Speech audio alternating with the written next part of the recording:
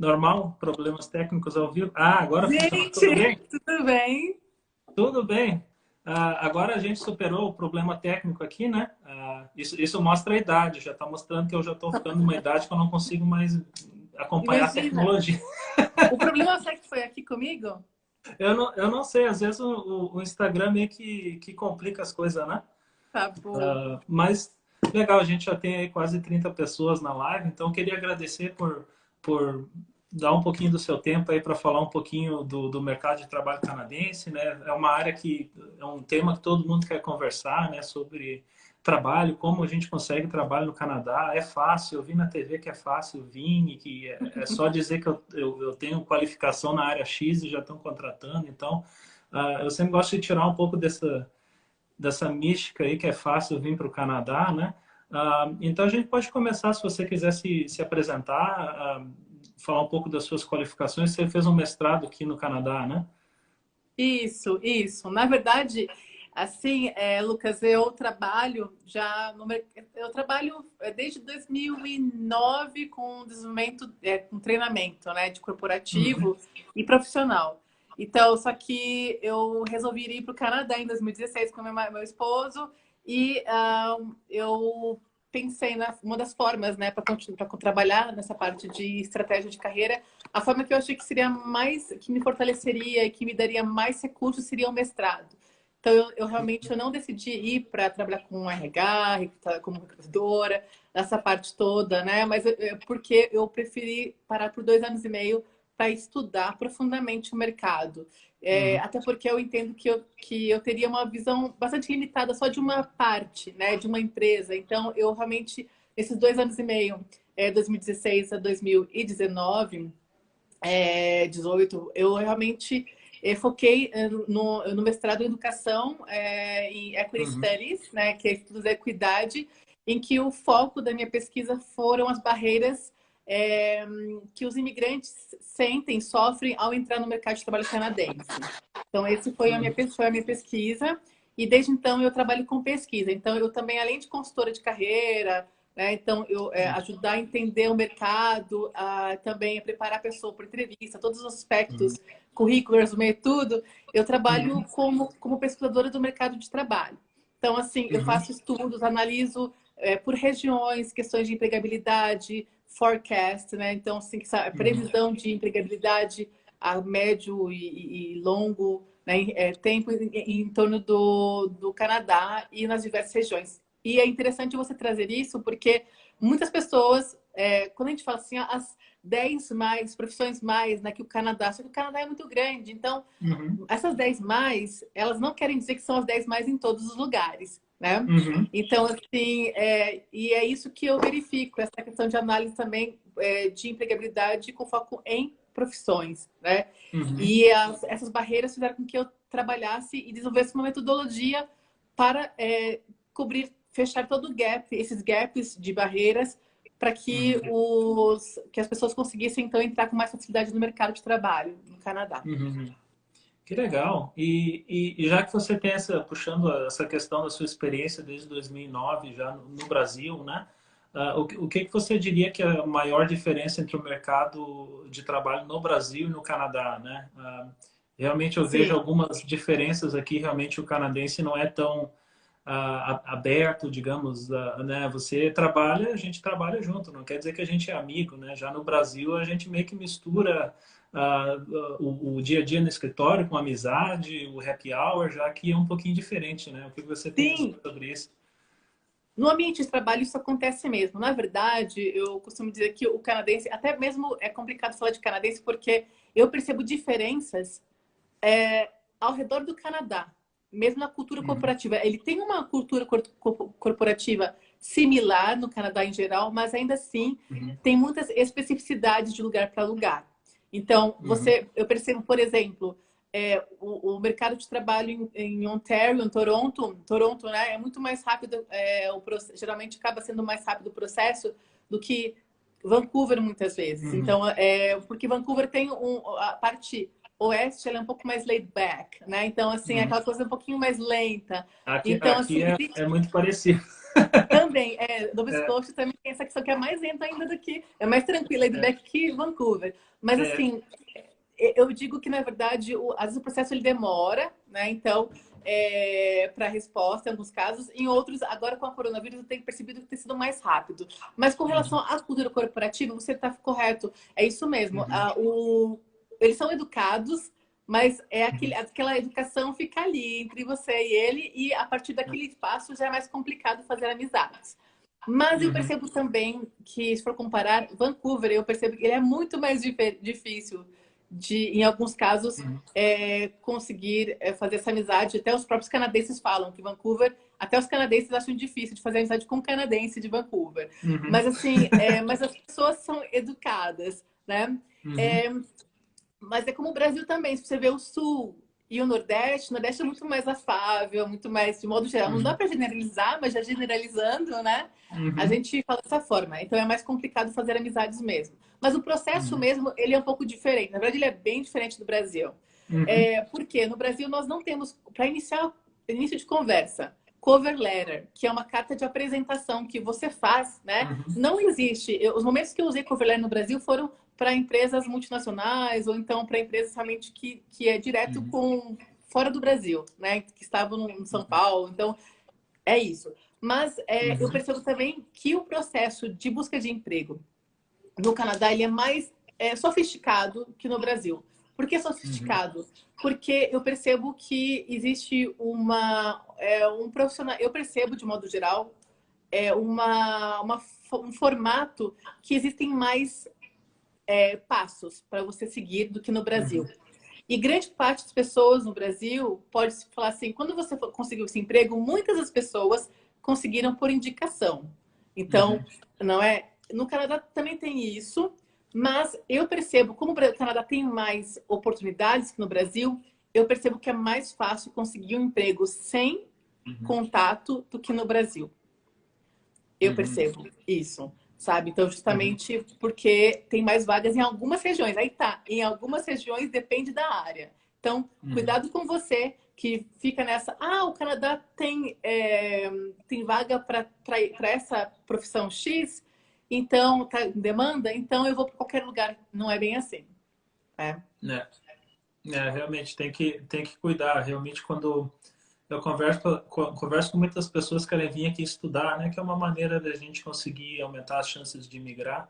E muitas pessoas acabam, quando eu faço a consulta inicial, a primeira coisa que eles... Eu pergunto por que o Canadá, né? Por que te levou ao Canadá? E geralmente, né, as pessoas, é questão de segurança, opção de ter um trabalho melhor, né? E quando a gente escolhe um curso para estudar aqui no Canadá, a gente tem que cuidar, não pode simplesmente escolher qualquer curso, porque tem demanda ou porque é mais fácil de migrar, né? Então, realmente tem que cuidar muito, mesmo que você venha estudar, não adianta botar todo o teu study plan só porque o mercado canadense está contratando, porque isso não é justificativa para você vir estudar aqui porque Não. o mercado está contratando, né? Então, realmente eu digo para as pessoas cuidarem com isso, né? E eu acho que existe uma dificuldade da pessoa entrar na área de trabalho, né? Que nem eu, particularmente, eu sou formado em comércio exterior, né? E no Brasil era gerente na área de Comex e importação e exportação. Eu cheguei aqui, eu fui trabalhar em restaurante, né? Então, realmente, eu trabalhei 4 anos em restaurante, foi o lugar que eu mais trabalhei, foi num restaurante. Então, não é desprezar um Sim. trabalho, né? Realmente acho que é importante às vezes tu dar um passo para trás para dar outros 5 para frente em alguns anos, né? E foi onde eu aprendi Exatamente. muito customer service, tratar o cliente bem, né? Então, tu sempre tem valor em networking, que foi o que foi comentado, né? Então, a maneira que eu consegui entrar na área administrativa de volta foi por indicação que eu conheci alguém que trabalhava numa empresa que precisava de alguém no administrativo. Então, foi assim que eu consegui sair da área de restaurante e voltar para a área administrativa, né? Então, o QI tá no Brasil e no Canadá, né? Também, lógico, também. Com certeza. Mas o que eu digo é que eu vejo que do Brasil, até pela quantidade de candidatos, eu percebo percentualmente, né? Então, com pessoas que estão no Brasil e com pessoas que estão no Canadá, muitas vezes, que no Canadá, eu percebo, lógico, você tem que estar preparado com bom currículo, cover letter, LinkedIn, etc. Uhum. Mas eu percebo uma maior pessoas chamando mais para entrevista, percentualmente, do que muitas vezes no Brasil. Então, você pega 20 empregos que você aplica, percentualmente no Canadá, muito provavelmente você vai ter mais chances de ser chamado do que no Brasil com um bom currículo. Então, assim, e lógico, eu sou super a favor e eu sou uma defensora do networking, porque através dele você realmente consegue muito mais fácil. Mas o networking também existem abordagens, né? Então você é meio que a médio e longo prazo. Não é chegou aqui, no dia seguinte você vai mandar mensagem no LinkedIn e vai ser contratado, né? Então é uma coisa que exige tempo. Então, quando alguém perguntar, Cris, quando eu começo a me preparar para o mercado de trabalho no Canadá? Agora. Eu vou daqui 3 anos. Começa agora com o networking, construindo isso. Porque é muito mais eficaz esse longo processo do que chegar no dia seguinte, querer fazer contatos e conseguir emprego dessa forma. Demora um pouquinho, muitas vezes. E você comentou sobre o LinkedIn. LinkedIn eu sempre recomendo para todo mundo que quer vir ter um perfil bom, né? Bem focado, não algo muito extenso. Mas muita gente diz que o LinkedIn não funciona. Qual a sua opinião sobre o LinkedIn? Olha, o LinkedIn funciona muito. Talvez o que não funciona é o perfil da pessoa, né? A forma como está feito. Sim. Provavelmente. É lógico. Imagina se você tem um carro e você não coloca combustível e você quer andar pela cidade inteira. Como que você vai conseguir? Se não funciona esse carro, será que é o carro que não funciona ou tá faltando combustível? Então, da mesma forma, é o LinkedIn. O LinkedIn, mesmo entre canadenses, gente, esse é a mina. Porque se você faz um bom LinkedIn, um LinkedIn que seja, na verdade, eu digo que não tem que ser um LinkedIn no formato canadense. Tem que ser acima do formato canadense. O formato canadense para currículo, cover letter, entrevista e LinkedIn, as pessoas que estão no Canadá já sabem. Você tem que ser algo acima do que elas já sabem. Então, eu não gosto do formato canadense. Eu gosto do formato que dá muito mais do que o formato canadense. Todos os próprios canadenses sabem. Canadenses sabem. Para você concorrer contra um canadense, você tem que ser melhor que ele, mostrar que é melhor que ele. Não é difícil o brasileiro ter mais qualificação do que um canadense, né? Mas, assim, tem que mostrar isso. E tem que fazer-se interpretar. Então, o LinkedIn, ele está mostrando quem é você, ou você está com várias posições que não se conversam. Você pode ter várias posições, mas tem que conversar. Então, assim, também tem formas de você conseguir trabalhar com os algoritmos do LinkedIn, que o seu perfil seja elevado e quando algum recrutador entra em contato com você, quando algum recrutador procurar por alguém na área de gerente de marketing, por exemplo, você é um dos que pareçam primeiro. E isso tudo é saber conhecer a plataforma, como ela trabalha a seu favor e como que você, usando as palavras certas, você vai poder elevar o seu perfil. E, além disso, existem 2 formas interessantes de trabalhar no LinkedIn. A proativa, né? Que é você entrar em contato com pessoas por meio do LinkedIn. E aí você tem que saber a abordagem. Não adianta entrar em contato pedindo emprego, porque isso é mal visto, porque de forma de supetão, né? Porque uma pessoa sem profissionalismo mostra, mas tem que saber. E não joga imigração no meio, né? Não fala de imigração no meio. Muita Não gente fala quer de só job imigração offer, né? não, gente, vai ser eliminado na hora. Tem que saber. Na hora. Saber conversar, né? Então, isso é muito importante. Agora, a segunda é você, a forma, na verdade, passiva, que é você deixar teu LinkedIn bem trabalhado e algum recrutador ou alguém, nas buscas dele, ele então encontra você. E eu digo, gente, olha, canadense não tem costume de deixar o LinkedIn maravilhoso, tá?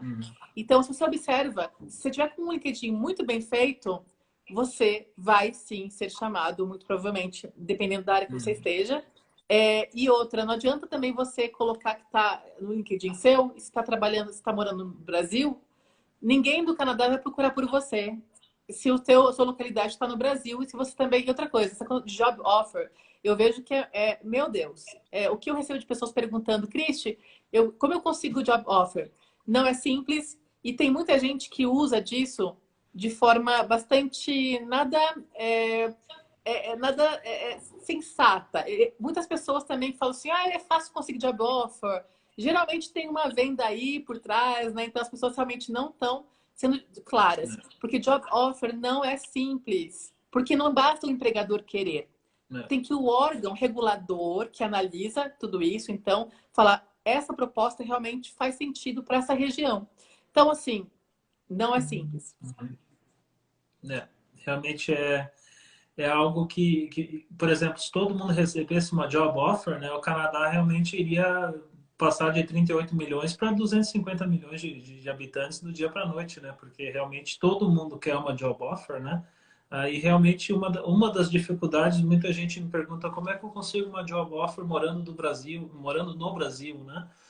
Eu não sou especialista na área de carreira, então, né? Mas a minha opinião é querendo ou não, existem áreas que são mais de alta demanda, onde realmente eu vejo uma empresa investindo para trazer uma pessoa, talvez do Brasil, ou da Índia, ou da Itália, não especificamente um país, né? Mas onde realmente eles vejam o valor de trazer, porque o processo é longo, é caro, é burocrático, vale a pena investir, por exemplo, para trazer alguém que tem um skill para uma área administrativa geral ou alguém de uma área específica de TI, né? As Exatamente. Uma outra chances, coisa, né? sim. Uma outra coisa também Então, é a empresa achar que você não vai se adaptar culturalmente. É um passo muito grande. Então, por isso é muito importante. Eu já vi casos de pessoas conseguindo, em alguns casos, não é simples também, viajam e ficam com o turista um tempinho, alguns meses, que você tem que ficar legalmente no país, uhum, e começar então a conversar. Mas isso são alguns casos muito raros, como a parte de motorista de caminhão, que realmente tem uma demanda alta ou mesmo na área de TI, mas ainda assim, gente, não.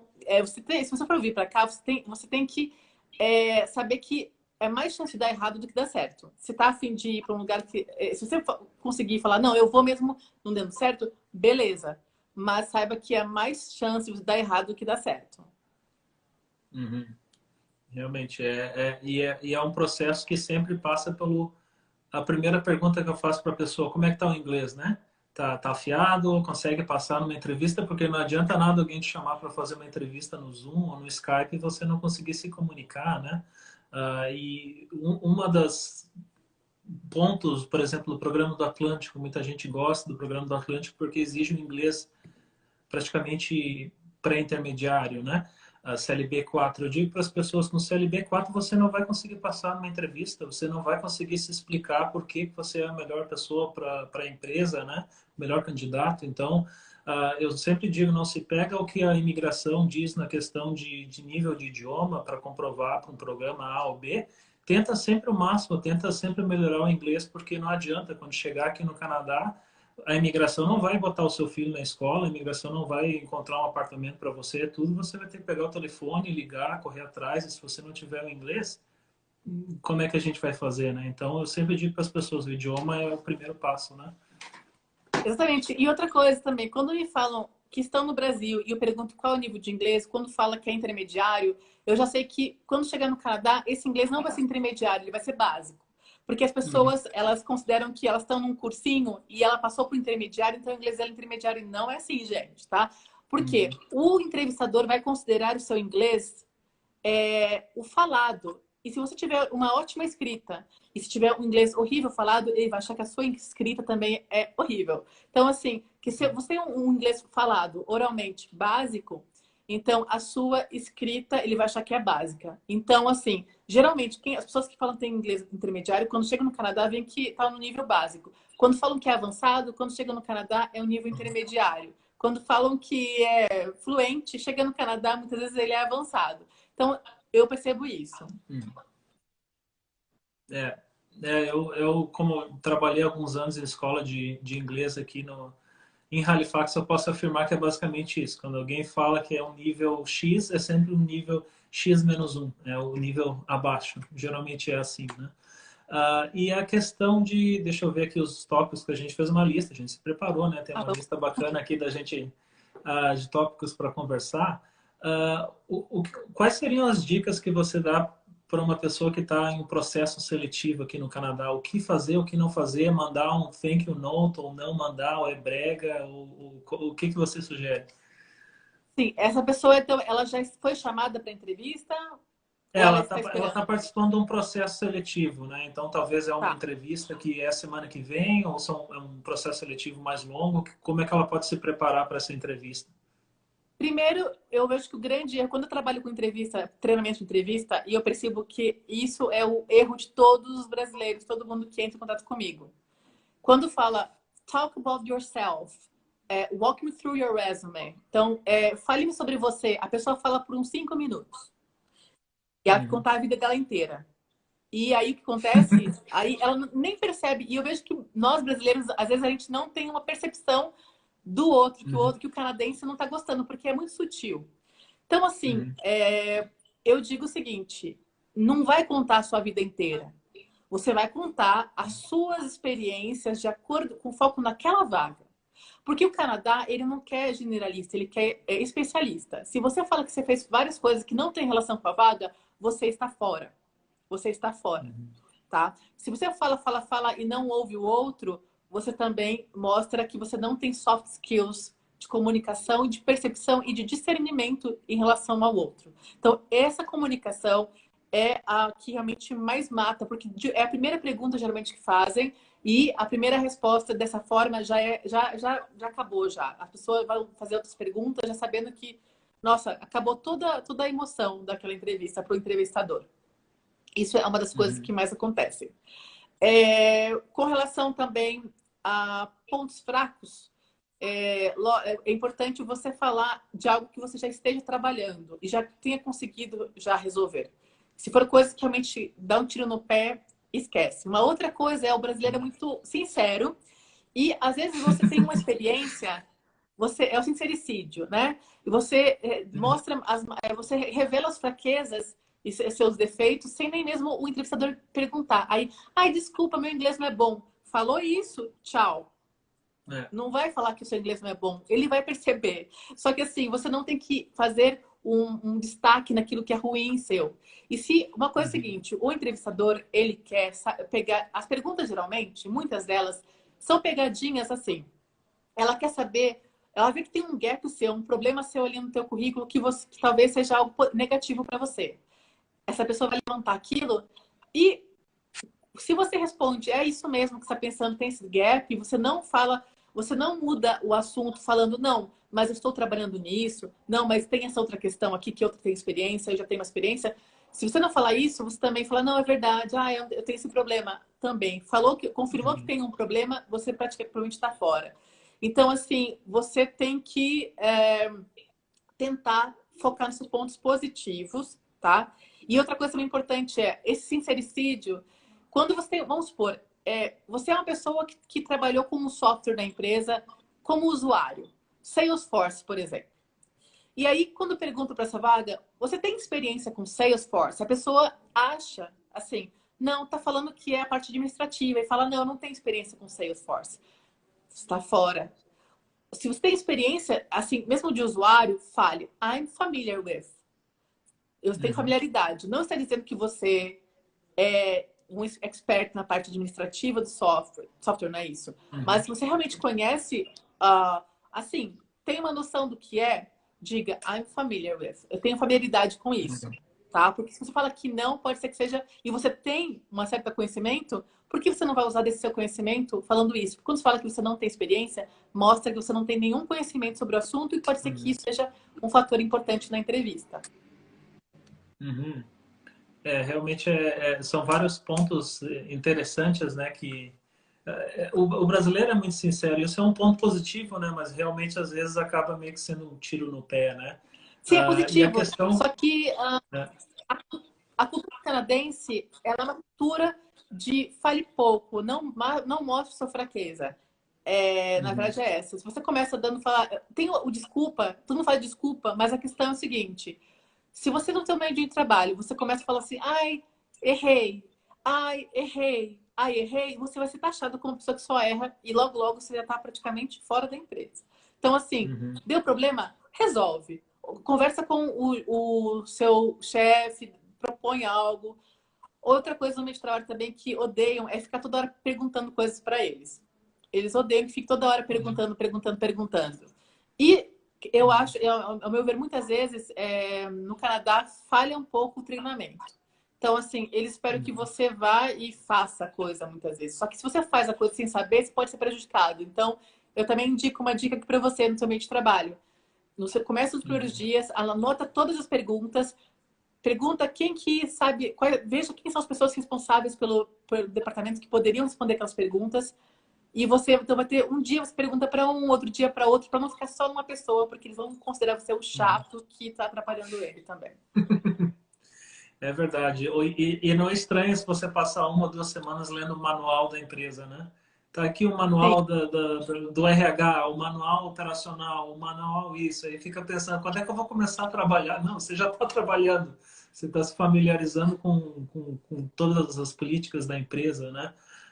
Então, eu sim. sei que às vezes a pessoa fica meio ansiosa, eu quero começar o quanto antes, mas eu vejo que o ritmo de trabalho, falando agora mais aqui da região do Atlântico, né? Eu vejo, ah, por Bem exemplo, em tranquila. Toronto, quando eu morava em Toronto, era tudo muito corrido, né? Eu conhecia muita gente trabalhava em 7 dias na semana, trabalhava em 2 empregos, era, né, sempre correndo para lá e para cá, e aqui não, aqui é um estilo de vida que eu achava até estranho, era 4 horas, todo mundo levanta, vai embora, né, ou eu dizia, não, eu preciso daqui urgente, eu preciso agora, e a pessoa dizia, alguém vai morrer? Ninguém vai morrer, né, a gente vê se amanhã ou semana que vem. Ou seja, é um estilo de vida que às vezes no começo, né, eu ficava um pouco ansioso, mas realmente é a diferença entre, acho que a cidade grande e lugares menores, né? Eu diria. Realmente, para quem busca qualidade de vida em tempo, as cidades menores são melhores, né? Então, e Halifax tem algo interessante, que da província do Atlântico, ela é a maior, né? Então, assim, tem um pouco mais de emprego, não tem tanto como Toronto, como Vancouver, mas ainda se comparar com outras menores, ela tem um pouquinho mais de emprego, né? Ela tem Moncton também, tem um Uhum, pouquinho mais, então tem uhum. isso. Realmente aqui a região está crescendo muito, né? Mas eu não gosto de dizer áreas específicas que estão crescendo muito aqui na região do Atlântico ou na costa oeste. Não sei, você teria alguma área que você diz realmente eu vejo essa área se destacando de É, maneira geral no Canadá? sim, a grande questão é que as províncias do Atlântico, é importante dizer que elas. O mais importante, você tem que pensar o seguinte: não é nem empregos, são os empregadores. Quem Uhum, são os empregadores, os maiores empregadores, e onde estão eles? Porque se eles são grandes empregadores, vão gerar mais empregos. Então, o que move muito da província do Atlântico também são os budgets do governo, né? O investimento governamental de Ottawa, que dá um investimento social grande. Então, a área mais social, ela tem uma força e ainda é uma população cada vez mais idosa, mais do que outras partes do Canadá também. Então, então o que acontece é o seguinte: as pessoas que estão em algumas áreas como essa, que dão esse suporte, elas vão conseguir emprego, muito provavelmente, em várias cidades grandes e menores. Porque existem pessoas nessas regiões, idosos, né? E o governo investe na parte social de todos eles. Então, uhum, onde está o budget? O budget do governo está em todo lugar. E só que em uhum, algumas áreas mais. Então, essa área realmente que é o cuidado dos idosos tem um valor, um budget alto na região uhum, da província do Atlântico inteira. Agora, se você pensa em outras áreas, um pouquinho mais tecnologia, logicamente, você vai ter que ir para cidades. Se você considera apenas a província do Atlântico, tem que pensar em Halifax, Moncton, né? Outro também uhum, empregador são as universidades também. Então, assim, aí também tem Fredericton, tem Moncton, tem Halifax, uhum, tem St. John's, então tem algumas também. Então, assim, o que eu vejo, na verdade, eu até vejo uma certa, um pouco de estagnação por causa da pandemia, né? uhum, Então, assim, até um pouco antes estava muito mais investimento na província de empresas privadas e deu uma parada nesse momento, mas isso no Canadá inteiro e no mundo inteiro. A grande questão é o que uhum, pensar no depois, o pós-Covid. Né? Com o pós-Covid, primeiramente, é importante entender que as empresas elas vão começar realmente a focar muito em empregos remotos, né? Então, assim, uhum, vai haver um pouquinho, já está acontecendo isso, mas a tendência do Canadá é ter uma abertura maior para empregos remotos entre províncias. Então, vamos supor, tem uma vaga de emprego, vagas de emprego em outros lugares e que essas pessoas, mesmo estando na província do Atlântico, elas podem aplicar. Mas isso também, o Canadá ainda é conservador com relação a isso. Eles querem que você, o empregador quer que você esteja na província ou na cidade da empresa, ainda que trabalhe remotamente. Mas a tendência é isso ir diminuindo um pouquinho, tá? O Canadá está mais tradicional, conservador que os Estados Unidos nisso. Mas, assim, eu vejo Halifax ainda liderando esse aspecto, tá? Porque tem muita empresa que já investiu lá, mesmo startup, e ainda tem um hub aí que tem um investimento alto. Muitas já saíram, né? Na verdade, por causa de algumas questões já até antes do coronavírus, já estava acontecendo isso. E teve uma época ainda que estava um boom maior de construção, aí não que não esteja, mas estava mais antes um pouquinho. E aí isso ainda tem uma tendência, a parte da construção também, a explorar lugares não tão pequenos, mas também não tão grandes, onde não tem tanto investimento, porque eles querem comprar coisas baratas para depois vender caro quando as regiões ficarem melhores. Então, depende das indústrias. Mas, de modo geral, ainda Halifax é o lugar que tem, de modo geral, mais vagas. Só que, como eu disse, você tem que considerar uma coisa. Quando a gente pensa em empregabilidade, tem que entender o seguinte. Tem muita, vamos supor, a parte que tem investimento em todos os lugares, que é a parte do governo com foco em serviço, assistência social. Claro que tem mais vagas em Halifax porque é um lugar maior, só que também tem mais concorrência. Então, o que acontece? Existem lugares ao redor de Halifax e lugares também em outras províncias do Atlântico em que você consegue muitas vezes passar em algumas vagas mais facilmente em lugares que tem menos vaga, mas também tem menos concorrência. Então, não é só onde tem mais vagas, é onde que essas vagas estão e tem uma concorrência menor ou tem mais necessidade do seu conhecimento. Lugares menores vão ter menos pessoas com qualificação do que você, muito mais ainda. Realmente, e é onde surge a chance de uma empresa realmente trazer de fora do Canadá, né? Se realmente não tem ninguém na região para fazer o trabalho. São dessas. Sim. Aí eu sei que acho que a gente tinha programado em torno de 30 minutos da nossa live, a conversa está boa, a gente já meio que passou aqui, mas eu vi que as pessoas deixaram algumas perguntas aqui, podem escrever que a gente no finalzinho aqui vai tentar responder algumas. Eu vejo que muita gente está perguntando a área X, a área Y, tem trabalho, não tem trabalho. Eu sempre recomendo o Job Bank para as pessoas verem, explorarem o mercado, verem as vagas. Quais sites que você recomenda para as pessoas buscarem essa informação? Porque é o que eu realmente falo para as pessoas. O maior interessado é vocês. Vocês têm que buscar atrás dessa informação. Eu realmente é humanamente impossível saber todas as posições, vagas, né? Então, realmente, eu acho que é importante a pessoa entender aonde buscar a informação. Então, onde é que eles podem buscar esses dados, essas informações? Primeiramente, 80% das vagas, elas não são publicadas na internet. Elas são publicadas na própria empresa e eles, então, procuram pessoas e indicações ali dentro. Então, é por isso que é importante, a longo prazo, você construir uma rede de networking com as pessoas, no caso, networking com as pessoas, para que elas possam te indicar, tá?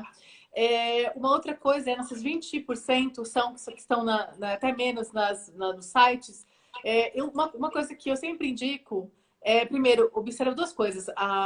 Sites de modo geral, do Canadá de modo geral, são LinkedIn, Indeed, e uma coisa bacana é o Google. Quando você coloca no Google o nome da sua posição que você quer aplicar e a palavra job, você clica e coloca na busca. Aí vai aparecer um agregador do próprio Google, chamado Google for Jobs, que ele é um agregador de vários job boards.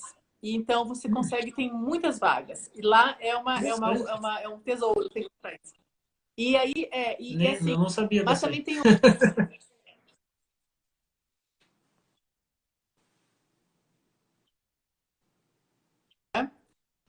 então, que deu uma Career Beacon, ele usa bastante. Career Beacon, tá? E também tem os provinciais, mas de modo geral são esses. Só que uma outra questão, já bem também, mas ele tem sido cada vez menos eu percebo que tem sido cada vez menos usado em comparação antigamente, tá? Porque Uhum. ele, na verdade, foi uma coisa criada pelo governo e até uma intenção. Muitas empresas estão lá também. Às vezes tem uma outra que ela tem uma abertura para job offer, mas cuidado, dê uma olhadinha. Uma outra coisa também é que para analisar onde essa região tá boa para minha área ou não, tem uma questão no job board também, no job bank. Ele tem uma parte que fala sobre análise tipo de forecast de região. Só que tem uma questão muito séria ali. Eu analiso e, assim, é algo muito genérico. E muitas das profissões que estão ali, elas está desatualizado, tá? Então, Uhum. assim, eu vi, por exemplo, falando que, até mais com a coronavírus, eu percebi que, falando na área de hospitality, tá bombando o BC, não tá bombando. Então, assim, se você usa aquilo para pensar, puxa, vai ter vaga, bastante vaga na minha área, muitas vezes pode ser que você encontre uma informação que não está atualizada, porque Uhum. a atualização lá está de séculos. E a gente trabalha com Uhum. pesquisa de mercado de trabalho, até um grupo, meu grupo mesmo, a gente discute isso. Então, na verdade, eu Uhum. nem uso aquilo lá para fazer minhas análises do mercado de trabalho, porque tem muita Uhum. coisa desatualizada. Eu uso dados do governo e também dentro da minha própria universidade, né? Então, Uhum. aí sim que eu tenho esses acessos.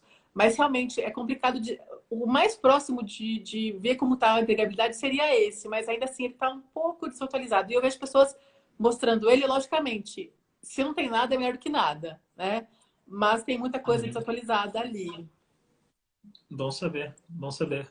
É sempre importante, né? Porque, ok, a fonte do governo a gente parte do princípio que está atualizado, né? Mas É. não seria o caso. A Lorena perguntou se existe possibilidade de contratar uma pessoa para indicar trabalhos em empresas, eu acredito, um headhunter, né? Headhunter. É uma É. coisa muito séria isso, porque é bem diferente do Brasil. No Canadá, os headhunters não trabalham para você, candidato. Eles trabalham para a empresa. Então, as empresas, porque a empresa que paga mais. É essa a questão. Diferente do Brasil, que tem headhunters também que trabalham para a empresa e você pode contratar eles e eles fazem essa ponte, no Canadá isso é ilegal. Então, o headhunter ele não Uhum. pode, você não pode contratar um headhunter que esteja já trabalhando para uma empresa. E todos os headhunters estão trabalhando para a empresa. Então, assim, e se tem alguém fazendo isso, Uhum. é algo ilegal, na verdade. É cobrado candidato. Você não Uhum. tem que pagar para ninguém para ele fazer, para ele te encontrar. Se você tem um bom perfil e você entra em contato com headhunters, você não tem por que pagar para eles.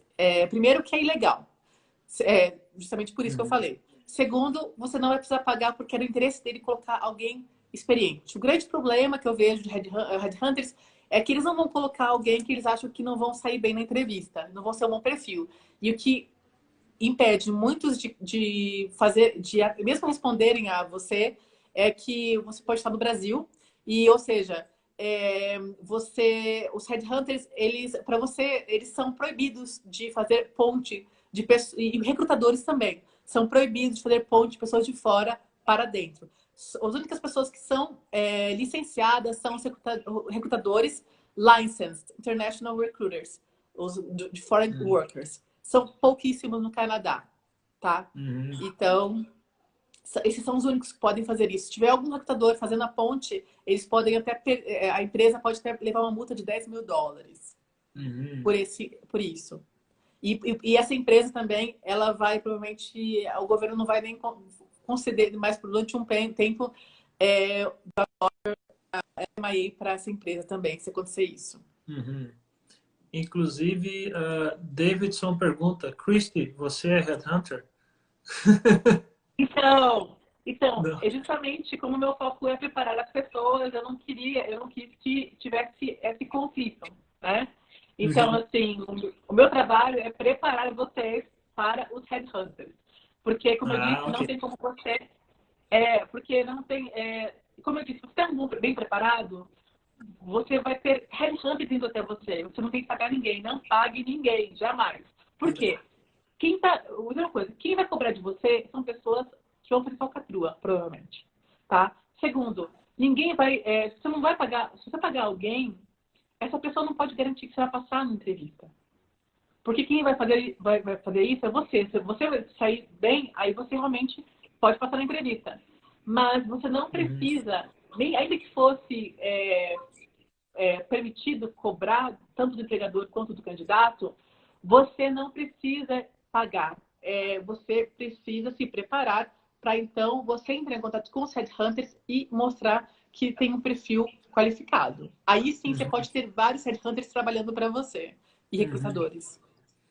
Eu sempre gosto de avisar as pessoas, né? Cuidado, que você não deve pagar, não é legal aqui no Canadá.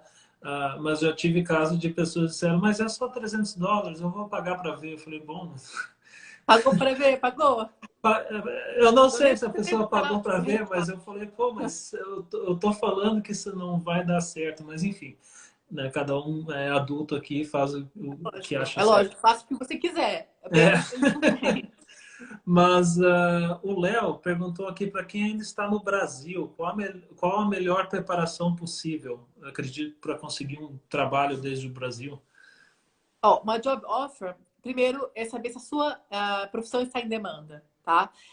Como eu disse, se você entrar em contato com recrutadores, muitos, eu tenho certeza aqui que vocês já entraram, muitos aqui já entraram em contato, e o que acontece é você nem.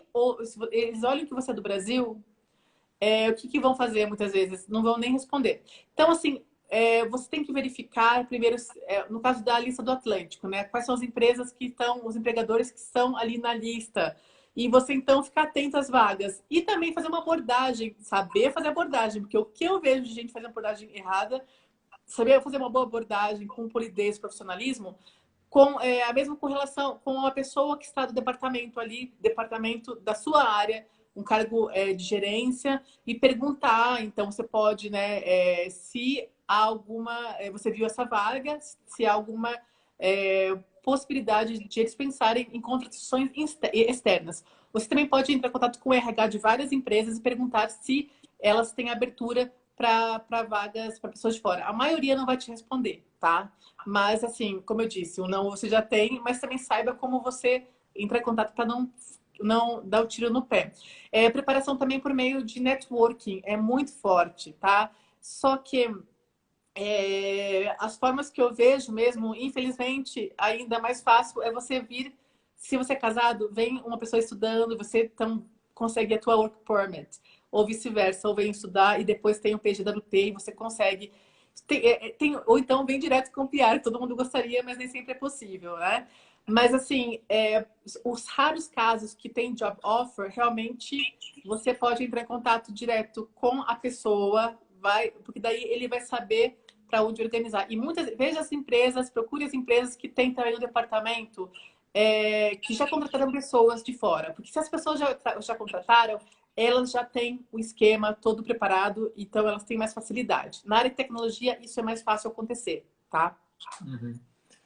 E Eu também, tô. não só isso, como eu disse, também tem outras áreas, mesmo áreas que não são muito conhecidas, a parte de trades, mas trades que não tenha a questão do a parte de seja aprendiz, né? Então, seja no caso de um motorista de caminhão também, açougueiro também já aconteceu, se já vi casos, mas assim, você tem que ter também sorte. Infelizmente é uma questão de sorte, de timing e preparação. Uhum. Realmente é um pouco de sorte, um pouco de estar na hora certa, no lugar certo, né? Eu estou tentando ver todas as perguntas aqui, muitas perguntas bacanas, infelizmente a gente não vai conseguir responder todo mundo. Muita gente fazendo perguntas específicas de área de trabalho, então a gente vai salvar essa live aqui no YouTube, no Instagram TV, vocês podem voltar e ver os sites aí que a Christy recomendou para vocês verem a informação na fonte, né? Acho que é a melhor maneira possível. O Daniel perguntou sobre a área de TI no programa do IAPP. É possível conseguir oferta estando no Brasil? Tem que tentar, né? Não custa nada tentar. Então, se não tentar, com certeza não consegue, né? Se tentar, tem pelo menos uma Mostre, chance, né?